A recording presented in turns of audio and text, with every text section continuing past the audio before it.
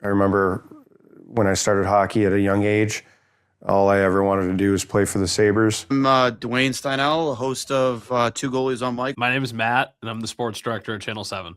Zach Sheldon. I've been a fan of the Buffalo Sabres for 30 years. My parents had season tickets ever since I was a little kid. We would go to the Oranges. We would get mini sticks, mini pucks.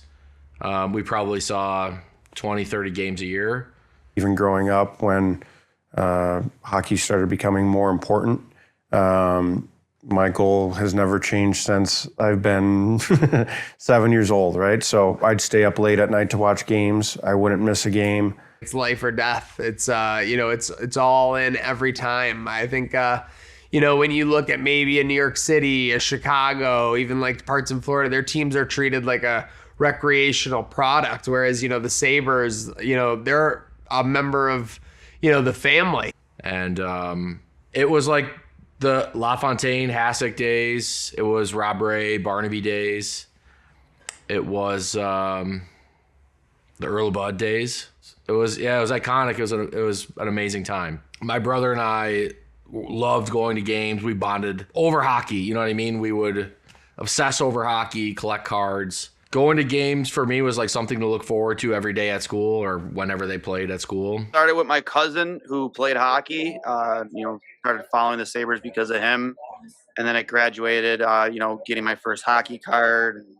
Pat LaFontaine, meeting him, and him being my very first favorite player. Just watching the old Ray May, Barnaby, Bugner team, LaFontaine, McGillney, Howardchuk, guys like that. I just remember watching them, and Pekka, obviously, and what he did and how he played the game.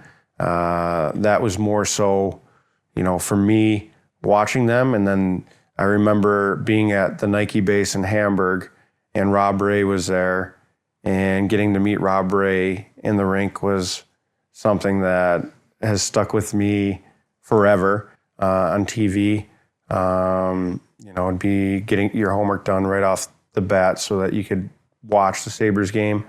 So for me, it was a lifestyle and a dream that I've had for ever since I could remember. It's the, Alumni Plaza, it's the French Connection, it's Dominic Hasek. It's, growing up for me, I had two jerseys. It was a Dominic Hasek away and a Dominic Hasek home jersey. He was the team. He was the Buffalo Sabres to me. So my earliest Sabres memory was probably watching a lot of games on Empire back when I was a kid. We didn't go to a ton of games when I was a kid, but it was appointment viewing for 4-year-old me to turn on the games before I went to bed and watched a lot of them with my dad. Stu Barnes. Stu Barnes was my guy. I loved Stu Barnes. I loved the goal he scored against the Penguins in the playoffs. I can still hear that call like in my brain, which is just so awesome. Hockey and the Sabres have always been like an olive branch for me to create friendships. I moved around a lot when I was a kid, so it's hard to establish friendships and maintain solid friendships throughout the years. And the Sabres were always a way to kind of like as an olive branch to meet people and, create new relationships with people and always have something to talk about because the Sabres were always good. Everybody loves Hasek. For some reason, I liked Grattan a lot. I liked Verata a lot because my dad one day came home from work with like a signed Vaclav Verata jersey and handed it to me. And I was like, how in the world did you get this? 36 was given to me by my trainer just because I reminded him of Matt Barnaby.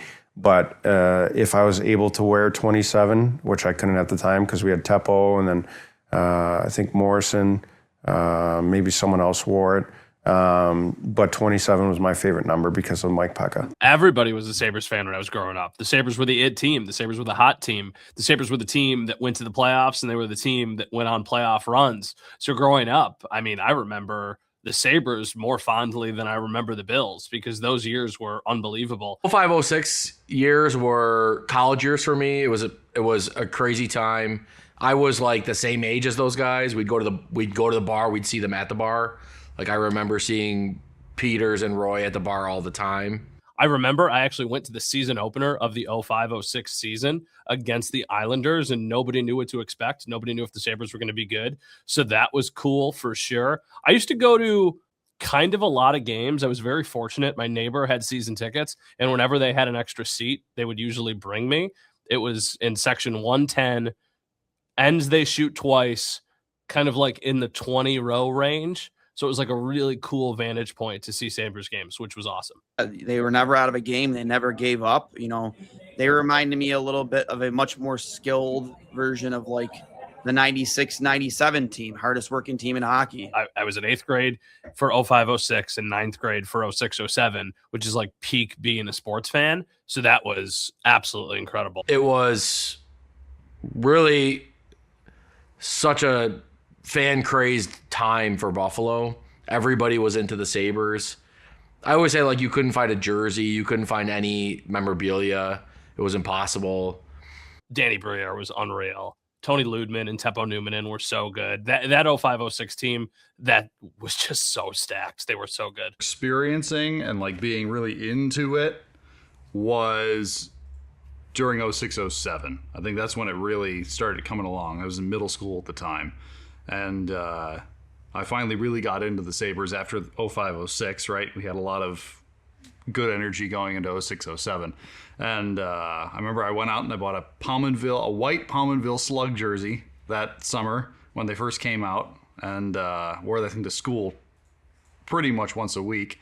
But that was my first kind of foray into it. And then once I got a little older and started working, I started buying tickets and going to games myself before I worked there when I was in high school. During those times, I went to almost every playoff game. I went to the whole Carolina series, every single game. I was at Game 7 when we lost it. So those years were the best years. I mean, I bonded with my best friends those years. We're all still best friends. We're all still crazy about hockey.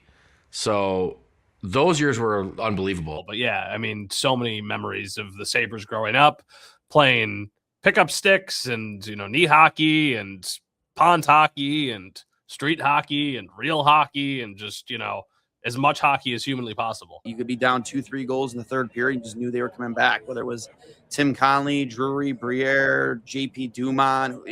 Everybody had a big role, and everybody sold out for one another. They had each other's back, and it was a very easy team to support and get behind, even if you were just like a casual hockey fan. I could easily see somebody who never watched hockey or the Sabres growing up watching those teams in those like 3 years and being like, yeah, man, like that's my favorite team. Those are my guys, because they were just so fun to watch, and they had each other's backs, and they were one big family. When I was growing up, you would get together to watch Sabres games on a weekday, on a Tuesday night. Where are you going to watch the game? It wasn't the case for a lot of the last decade. Hi, YouTube. This is Chad and Steve. We're the co-founders of the site, and we just want to say thank you. Today we have some exciting news for you. We've been acquired by Google.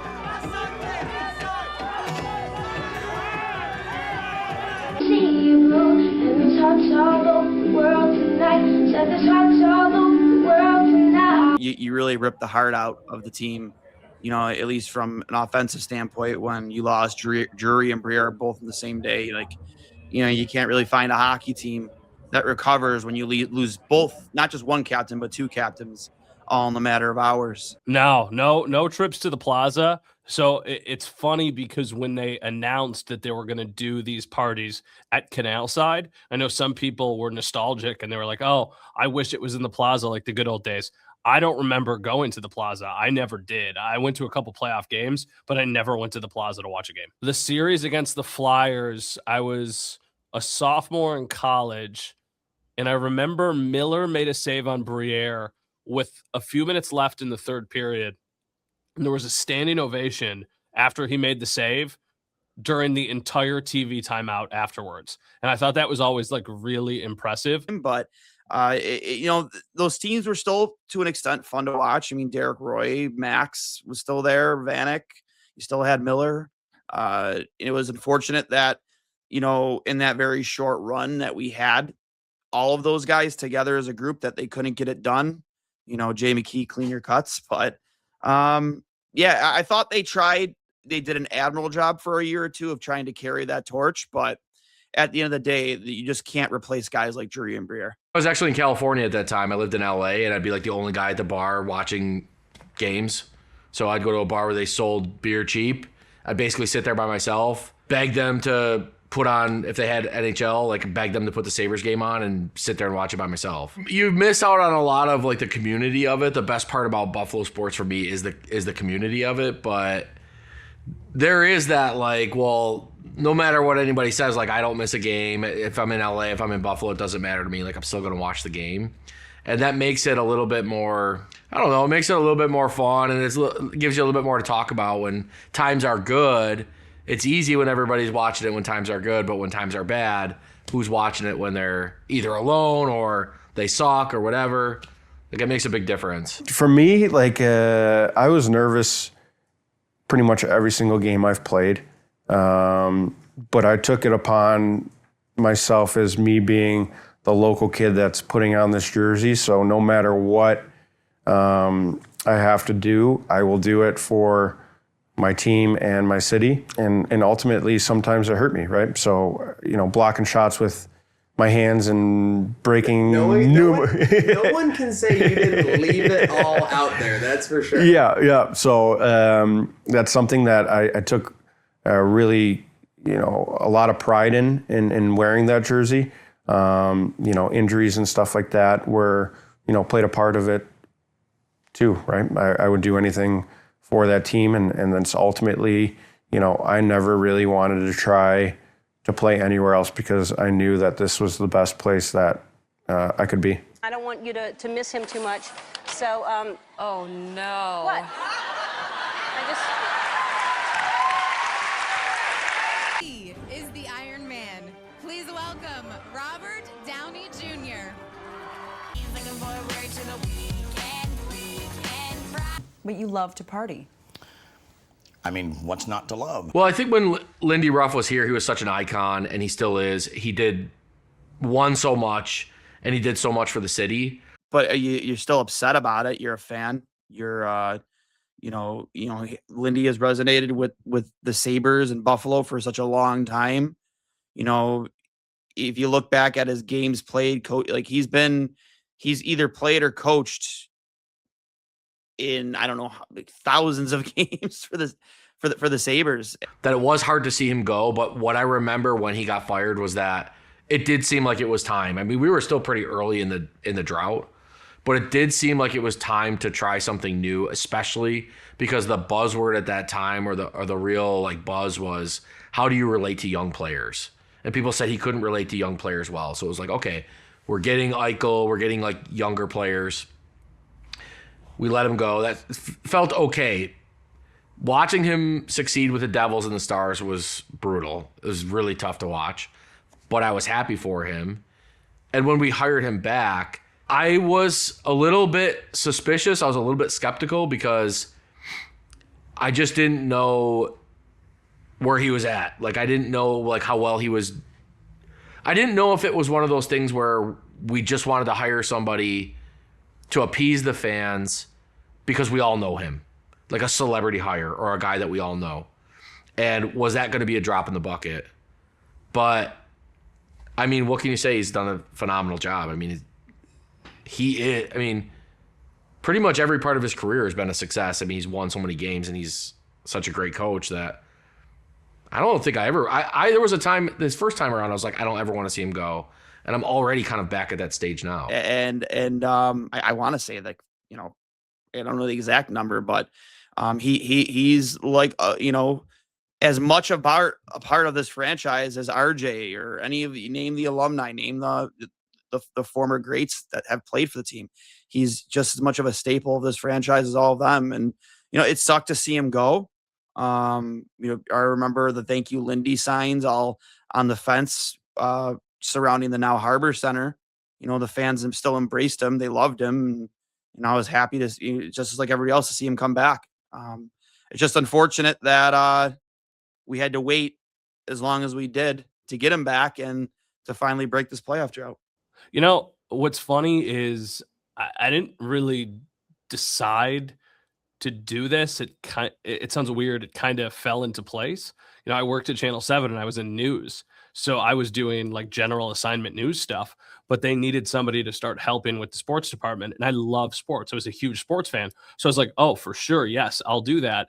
And really, my first kind of dipping my toes into the sports side was covering the year that they drafted Eichel and then going to the NHL draft to help our sports team while we were there and then talk to fans and everything. So it's kind of like one of my first professional covering sports memories as well, is like the Buffalo Sabres and a few of the practices and open skates they had with thousands of people at the arena to see like all of those young prospects that they had at the time. So yeah, it was definitely like not a transition that I was thinking about a ton. It just kind of happened. And then you immediately shift into, okay, you got to focus and you got to be professional and you got to do your job to the best of your ability. But it was also really easy to snap into that because the team wasn't good. People don't understand in the hockey world, some don't, that how special Buffalo actually is and can be. From the outside perspective, it's a place that's always cold. You hear about, trade stuff where people don't want to come to Buffalo.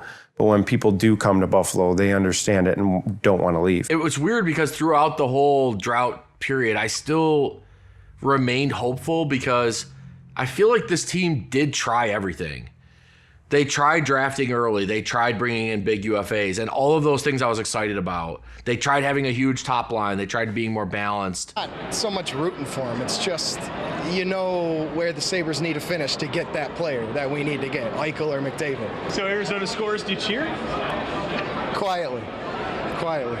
Like I remember going and visiting one of my best friends in New Orleans right around the time the regular season was ending, the year of the tank, and going to a sports bar in New Orleans and asking them to turn on the Buffalo Sabres Chicago Blackhawks game and seeing Chicago score late. Not only an important game, a very controversial game. I've had about 10 Sabres fans walk by me and yell, "Go Coyotes," just since we've gotten here, and the game hasn't even started yet. Quietly, I supported it. I think a lot of people did. I think, it's hard when you see the type of players both McDavid and Jack Eichel were. I mean, Jack Eichel is a first overall pick in any other draft but the McDavid draft. You were getting two franchise centers, generational level players in the same draft, 1 and 2.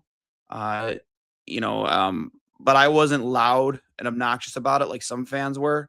Looking back on it now, I hate that we, as a fan base, went through that. I never want to go through that again. I think it was probably that season before we got Jack Eichel.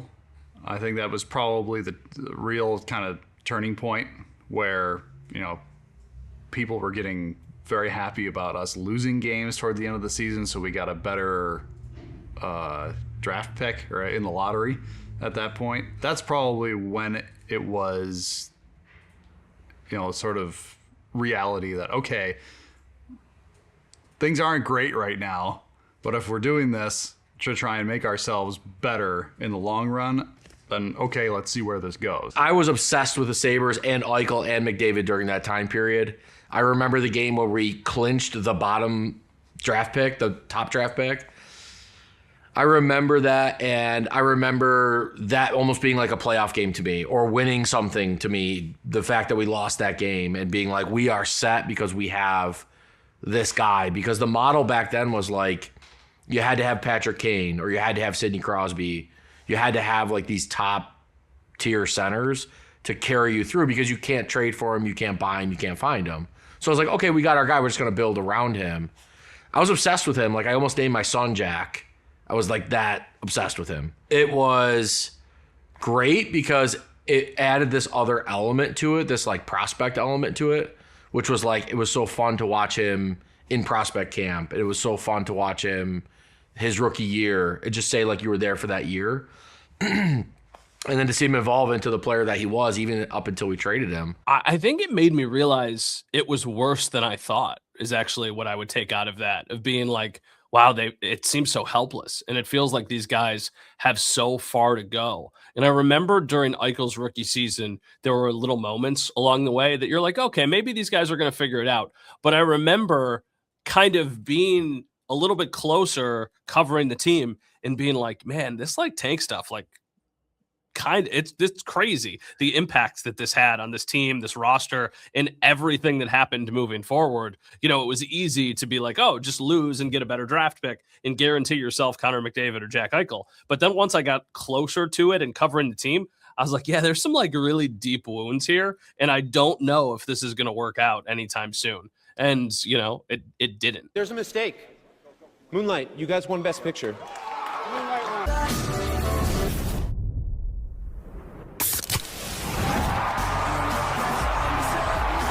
Many names. Most call them fidget spinners. It's the hottest item out there. I mean, I as a fan, but also as a guy who's played hockey, obviously not anywhere close to the level he's played at any point in my life, but I get it. And he goes with any job. If you're not succeeding, you're not playing well. And, I can understand it sucks to come to the rink sometimes, goes with any job. If things aren't going well at your job, sometimes it sucks to come to work. I felt a dark cloud roll in. I felt like this is not going to work. As much as I thought for sure the way they had set that team up. I mean, even when you look back at that team and how stacked it was, maybe they hadn't really like blossomed yet. Looking at that team, I was thinking they haven't set it up perfectly. That trade was right around maybe on the same day of the draft, I think. And I was like, this is going to be a great 5 or 10 years. But I think when he said that to me felt like this won't work in one way, shape, or form. You have to have more self-awareness there. And part of me thinks he probably wanted out, and he knew that was probably the best way to get out, was just to say something so absurd like that to the media.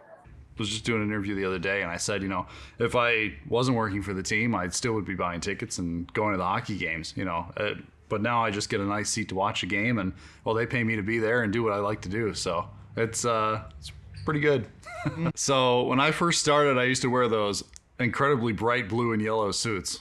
I had a really bright yellow suit with the big Sabres logo on it. So the first night I wore it, which was opening night of 2017, I think, Rick kind of always had a pregame tradition that he would come and get a hot dog in the press box, usually before every game.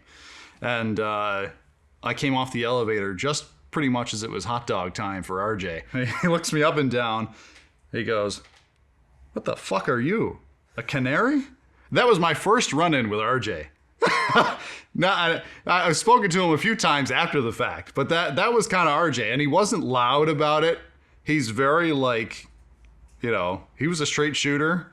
He would tell you what's up, but he would never be yelling like he is on the broadcast. When you have a regular conversation with him, he was very low-key, very nice guy. I think we were losing about 5-0, 6-0 in the first period. It was a bad game. And I don't usually play after the opponent goals. The director said, "Hey, Curtis, all right, we've got so many goals against here. Give us a little music till the face-off." It was a Sunday afternoon, I think, or a Sunday night. I can't remember. So just off the top of my head, I started playing Sunday Bloody Sunday by U2. And people really got a kick out of that. So during the drought years and during those kind of games, the organist was always people's best friend, I think, because I had to engage the crowd no matter what, right? Cheering on the team. And if they're in a hole like that, sometimes I'll just try and get a little cheeky with my music selections. The first overall selection in the 2018 NHL Draft belongs to... Yeah, when we drafted Dahlin, I was once again just completely sold that we were going to be amazing. And that took time. But Dahlin was one of those picks for me that, like Eichel and McDavid, set himself apart. He was a super prospect, and I felt like defense was really emerging, puck-moving defenseman. And Dahlin, to me, signaled a new day and someone you could build around. So I thought for sure that he was going to be the turning point. It was the beginning of the season. It was wild. I remember going to a few of those games to start off that winning streak, and it was incredible. And that was one of the last times you really had RJ at his best, in my opinion. The 10-game win streak was, I don't know. It's again, you felt like we finally turned the corner. Come to find out, we didn't. Feeling like it's locked and letting it slip away again, losing that many games in a row.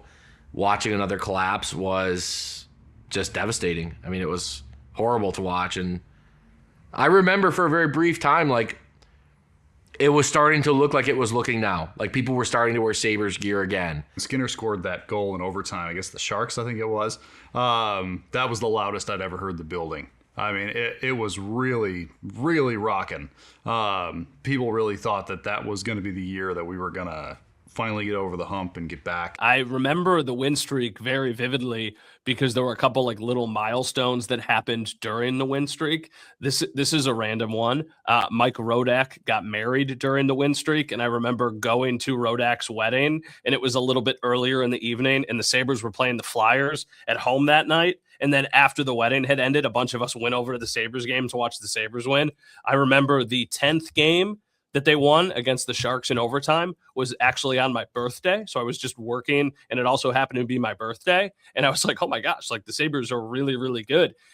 It sucked, but I think what sucked even more so was just the fact that they saw what they could do, how well they could play, and they could just never get back to that. After that 10-game win streak, it just all collapsed. And it's funny because you look back on it, it was kind of a house of cards. Like, it was going to fall eventually. You just didn't know when. All of those games were like squeak out a win in overtime or come from behind late, get to overtime, and then score a goal. There was not much domination happening. It was like, hey, give these guys credit. They find ways to win, and that's important. And then they found every way to lose, and that's basically all they did for 4 months. I mean, I don't even know what you can say about that. It was just brutal. He charmed us all with the way he could talk in year one when they first brought him in. He was a very unique hire, a guy who you knew him from the World Cup of Hockey. I think he coached Team Europe. And you know, his background was mostly at that point when you hired him in soccer, you know, as an executive. I forget what league he was, but you know, he had a way about himself that, you know, a guy like Jack, who was the most important player on your team at that time, really supported and gravitated towards him, which you want to see with between your franchise player and your coach. They had a really good chance to gain some points in the standings and put themselves in a good spot for a playoff for the playoffs against teams below them in the standings. Like, you could have really put yourself in a good spot, and they came out so flat in that particular game I went to, and just then it just all just kind of just like I was sitting on hold, and I'm like, what is going on? Like, what are we doing? Like, I don't understand it, man. Like, Bulldog, you lived through this, you've seen it. Like, have you ever been like? Have they ever sucked the passion out of you like they have me? I think the one thing that resonates the most is just like how the team how they were away from the ice was so like symmetrical to the way they were on the ice, just not taking the little things serious enough. You know, you mentioned the knockoff jerseys, 90s night, like not meeting a deadline. I mean, I can almost spout off that call again, like word for word. It's my job to kind of keep the crowd, whoever is there and whatever the game is doing.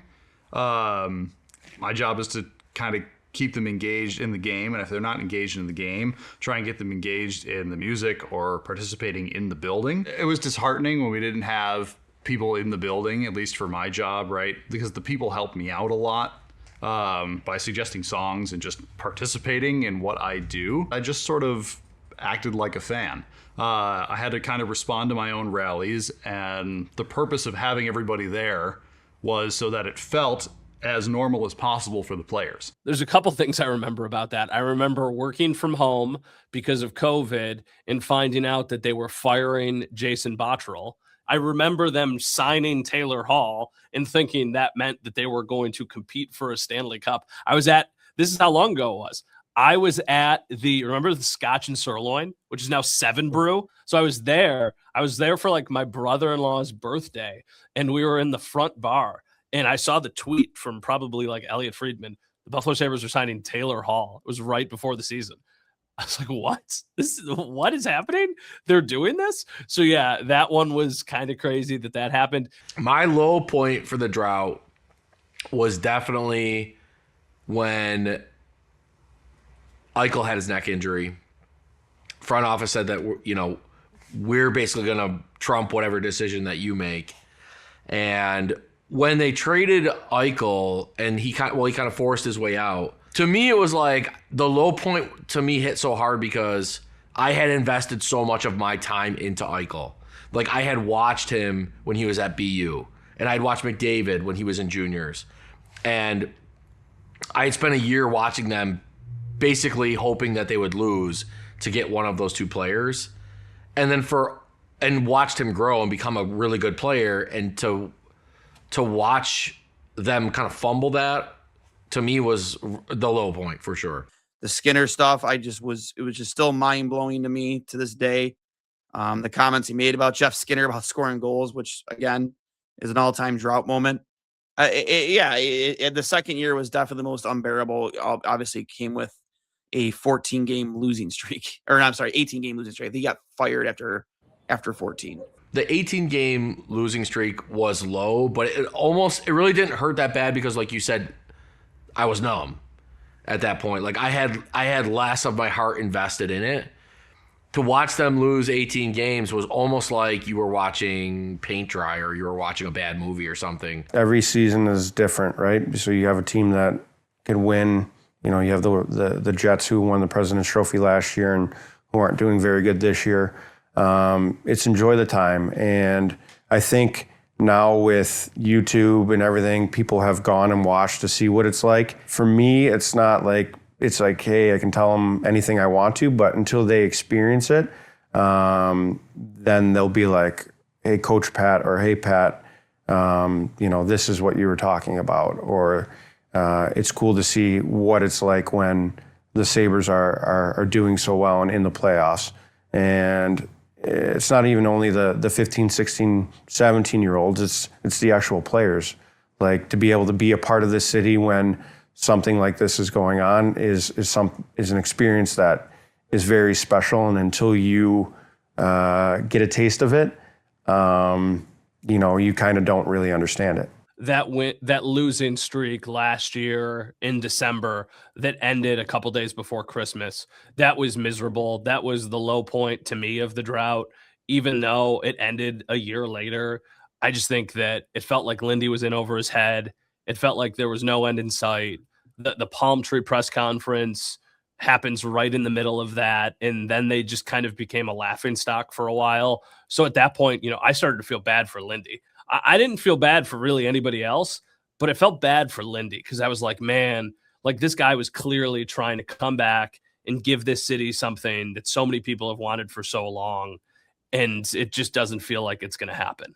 And it feels like now you're going to have this kind of bitter taste left in your mouth when you think about Lindy Ruff 10, 15 years from now, about like, oh yeah, remember he came back? Like, obviously Lindy Ruff is Lindy Ruff in Buffalo, but a little bit like Ted Nolan, where like Ted Nolan was here, then he came back, and it went so terribly when he came back that now you're like, oh yeah, Ted Nolan was here twice, not just once. So I thought it might play out that way for Lindy, but obviously that changed this year. But even like when they fired Kevin Adams, like, remember all the talk the next couple of days was about like who was going to replace Lindy Ruff, and that Jarmo was close with Torts, so he was going to bring in his guy to be the new head coach, and Lindy would like slide into some president role, so he stayed with the organization, and they just kept winning games. And then after that, it wasn't even a question anymore. It wasn't even a conversation. He had a lot of experience in player development. He came from a good hockey family. He is a very, very smart individual. I think eventually he will. I mean, I know he just got hired as a head coach for the men's national team for the Worlds for the summer. I think he'll probably coach again someday. Renato era, I would say, it felt like we were cursed because we could score. We were good 5-on-5, but we just kept losing and nothing would go our way.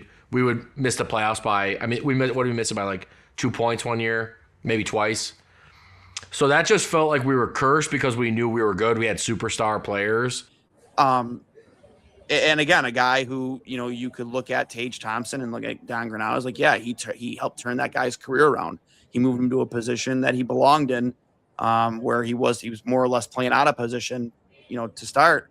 and he definitely made some really good decisions. Unfortunately, again, it sucks, man. You just have to have this culture issue that really lingered for such a long time. I think it just kind of hung over this franchise for a long time.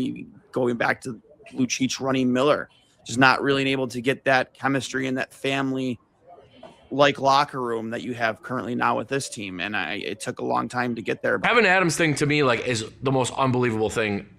I still cannot wrap my head around it. I thought it was totally mismanaged right to the point where we started winning. So it felt like the guy could do.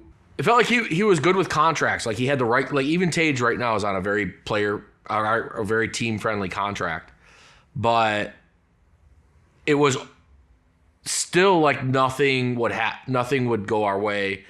And then he made the palm trees comment, and it almost felt like such a kick in the balls that we didn't like. It's almost I don't even know how to describe that. I mean, it just felt like such a slap in the face to fans that it was like this is never gonna happen. Like we felt like we had this guy who had it somewhat figured out, but he doesn't really seem to get Buffalo at all. He's not getting it. And then I don't know if karma came around and slapped him, because what happened to him was, I think what we're all seeing is like, this is his team. They're really good right now. They were even winning when he was still there. We fired him.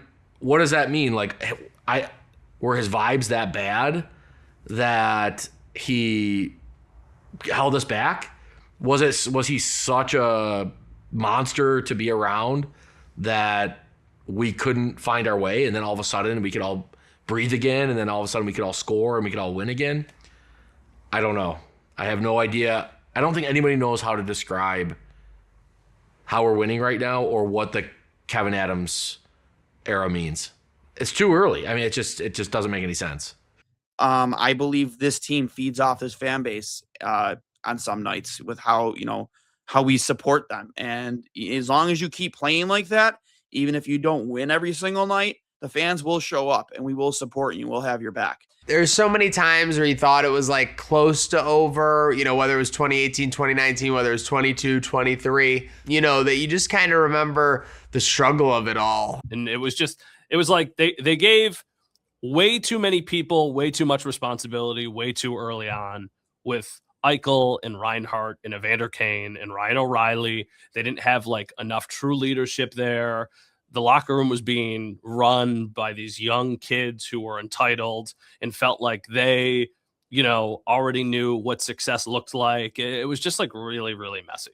I always thought it was always right around the corner, but it just wasn't until now. I mean, it's so hard to explain. And even in hockey, like half the teams make the playoffs. So it's so, even if you're a bad team, it's so inexplicable that we didn't make it for that long. I was never counting them out, but I guess, it was what it was for 14 years. The thing that amazed me the most is that Buffalo doesn't have a lot of bandwagon fans. Even if people aren't in the seats in the arena, people are still talking about the team outside, no matter where they are in the standing. It's about these guys experiencing this playoffs, what the city can do, how the city can be around this playoff run.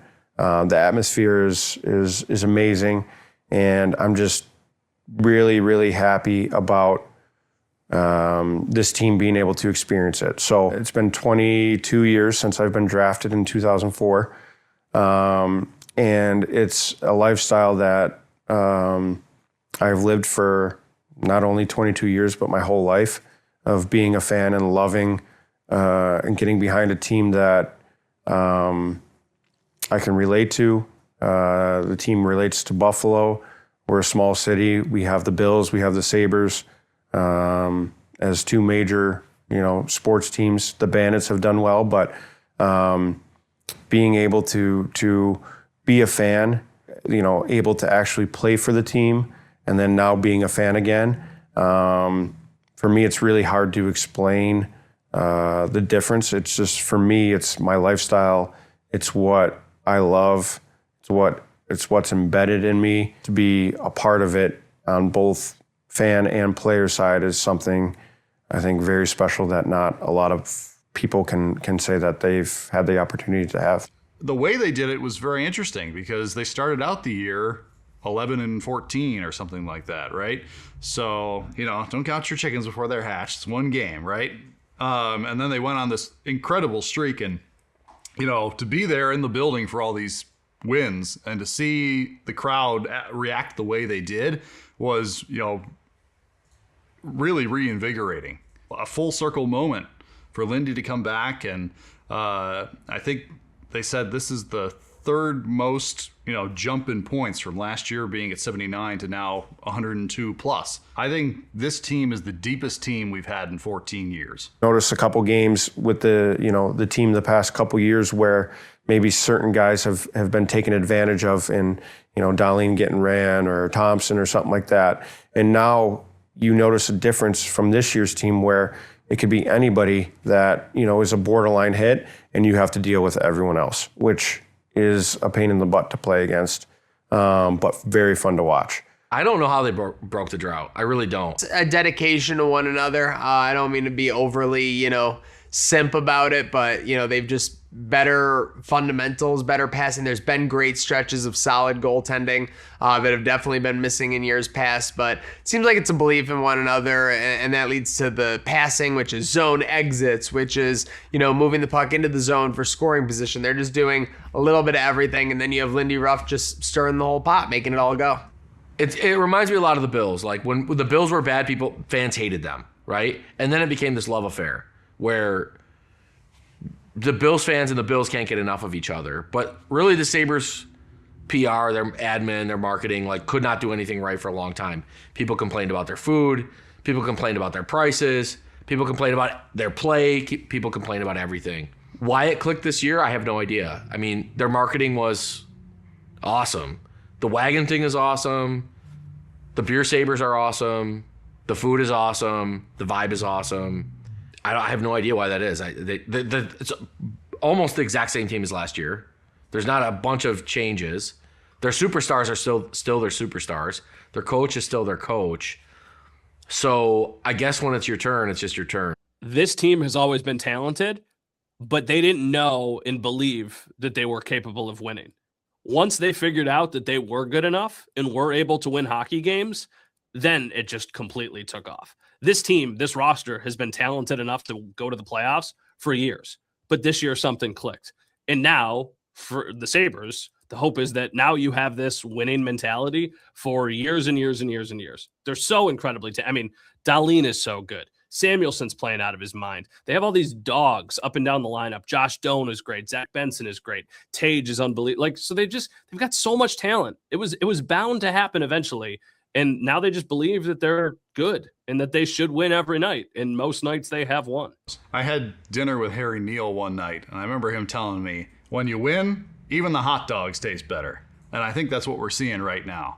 We're all fans of the Sabres, and I'll tell you, a lot of the departments in the organization that are fan-focused are run or either have a ton of people who have lived here for a long time or were from here who had gone and gotten experience elsewhere and then come back. So people in the organization understand the traditions. They understand the community. They understand the fan base. And now that the team is doing so well, we can really put all those ideas into the forefront and be creative and be, just kind of bring a little bit of extra punch of energy to the arena every night. RJ was by far the best to ever do it. I think in any sport. Nobody gets you going like RJ. And these are not, if I was from Toronto, I would say that. I think people from other cities say nobody has ever done it better. Nobody has ever really brought me to tears so many times in my life, more than RJ. I get choked up just talking about him now. Favorite call is the Pominville call. That was a really special day for me. The sweep in Ottawa. When Pominville stepped around Alfredson and scored that goal, just the way he called it was unbelievable. Like, I could barely get it out just saying it now. Like, that was the most unbelievable call ever. For me, it's one of the coolest parts about even playing for the Sabres was to have your name called by Rick Jeanneret. And then getting to know him, seeing him around the rinks, having conversations with him.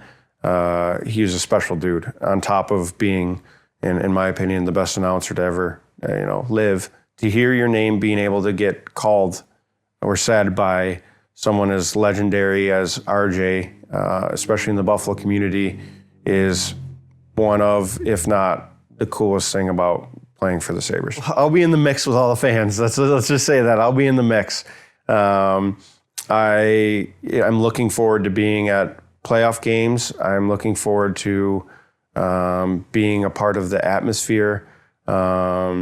Even when we were in 06-07, I was a Black Ace, so I was a guy that practiced in case there were any injuries. So I was in the crowd for, Chris Drury scoring the goal, Max scoring, diving across the ice. So seeing that, being a part of that, like, I plan on, being there to support the team that I love, just as, any sort of Bills game that I can get to as well. So I was a Pominville guy for sure. And then I can remember listening to Jeanneret on the radio in the 90s. Obviously, they were just, I always loved and a shot. You do those, you kind of season it up a little bit. But Pominville, or goes around Alfredson, cuts in front, scores, scary good. That was the GOAT. That was the best of all time. That was time stood still on that call. I would probably say Top Shelf where Mama hides the cookies. That's been a favorite of mine since I was a kid. And little known fact, before I went to school for music, right out of high school, I went to school for broadcasting and wanted to be a play-by-play guy. People always told me I had the voice for radio. They never told me I had a face for TV. They always told me I had a voice for radio. So that's the way I went for a little while. Before I went into music, but RJ was a big part of why I did that. And they're going to either Carolina or New Jersey. The Buffalo Sabres. That's what it's all about. Winning a playoff series. It'd be crazy. It'd be amazing. I mean, it'd be like the ultimate storybook ending with Lindy Ruff. I was actually just having this conversation. Obviously I cover the team, so it's a different vantage point, but I think it's just genuinely a very likable group of guys. Like, I think they're an easy group to root for because of the personality, because of how close it seems like they are, how fun they are. And it would be absolutely the storybook ending. It would also make that, like, psychic who called into Brayton Wilson on WGR right, and everybody would immediately be excited about the Bill season again. I would be stunned if you told me when Josh Allen got really good that the Buffalo Sabres are going to win a Stanley Cup before the Buffalo Bills win a Super Bowl. But, I just think, hey, take what you can get. If that's how it plays out, I think people will be absolutely ecstatic. Really, really incredible to see. And I'm looking forward to seeing how their game translates to playoff hockey and actually going to a playoff game for the first time in my life. And I said, well, does everybody get a ring if the Sabres win someday? And I said, yeah, I think so. But that'll be... we don't want to count our chickens before they're hatched, right? But I don't totally know what it's going to be like, but I'm sure it'll be an all-night party, and it'll probably continue constantly for 2 or 3 days after the fact. So if that happens, I'm ready for it. I'm telling myself that I might not even know what to expect for the fact that it's been 15 years from now. I made nearly half my Sabre, fanhood life, but yeah, we'll see. All I'll say is buckle up and keep your head on a swivel. If the Sabres won the Cup this year, you wouldn't find me. I would be off the map for like 3 weeks. My job wouldn't know where I was. My friends would probably know where I was, but I would be very difficult to find. I probably wouldn't wear a shirt for many days. To me, it would almost be like maybe the biggest release in sports. It would be the biggest release in sports, I think, sports history. I think the generations of people who are behind the Bills and Sabres who never got to see one and then finally did, it would be, I don't know. I almost don't even want to imagine it. I want to just, when it comes, and then I'll tell you then, because it's something we've waited for our whole lives. That's all I can say.